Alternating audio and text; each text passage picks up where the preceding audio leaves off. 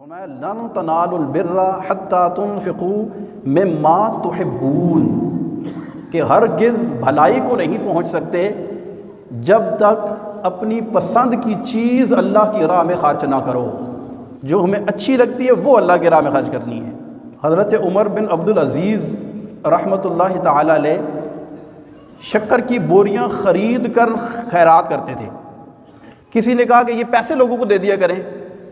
کہنے لگے مجھے شکر اچھی لگتی ہے، مرغوب ہے، شوق سے کھاتا ہوں، تو میں یہ چاہتا ہوں کہ جو چیز مجھے اچھی لگتی ہے میں وہ خرید کر اللہ کی راہ میں خیرات کروں۔ ہمارا معاملہ اس سے بالکل الٹ ہے، برعکس ہے۔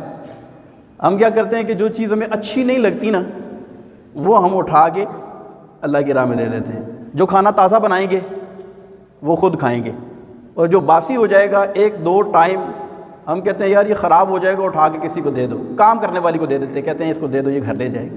جو کپڑے ہم نے نئے سلوائے ہیں خود پہنیں گے، چھوٹے ہو گئے ہیں تو ہم یہ کہتے ہیں کسی کو۔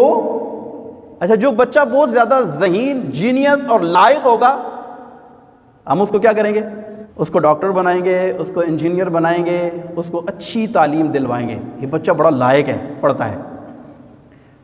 اور جو بچہ لائق نہ ہو، پڑھائی میں جس کا دل نہ لگتا ہو، کھیل کود کی طرف جس کی توجہ ہو، توجہ سے پڑھتا نہ ہو، تو ہم اسے کیا کہتے ہیں؟ پڑھو ورنہ مدرسے میں داخل کروا دوں گا۔ یعنی گویا کہ ہم مدرسے میں داخل کروانے کے لیے ایسا بچہ جو ہمارے معیار کے مطابق نہیں ہے، ہم اسے کیا کہتے ہیں؟ اب چونکہ یہ ہمارے سوچ اور ہمارے ویژن کے مطابق نہیں ہے تو ہم اسے کیا کہتے ہیں؟ حالانکہ ضمناً یہ بات عرض کرتا ہوں کہ مدرسے میں یا دینی تعلیم میں وہی بچہ کامیاب ہو سکتا ہے جو سب سے زیادہ ذہین ہو، ورنہ ہماری حالت کیوں اتنی خراب ہو رہی ہے؟